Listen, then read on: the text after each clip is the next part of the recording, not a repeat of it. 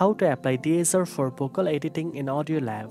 First of all, open the app on your device and make sure you are on the main dashboard.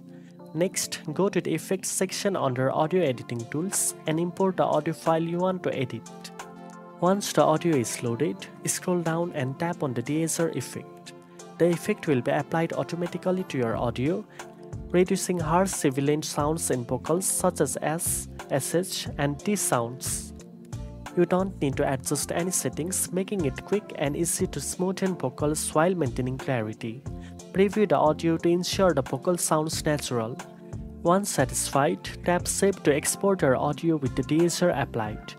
This tool is perfect for podcast, singing recordings, voiceovers, and professional vocal editing in just a few taps.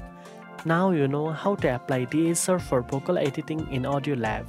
If you found this video helpful, don't forget to like, share, and subscribe for more audio editing tips.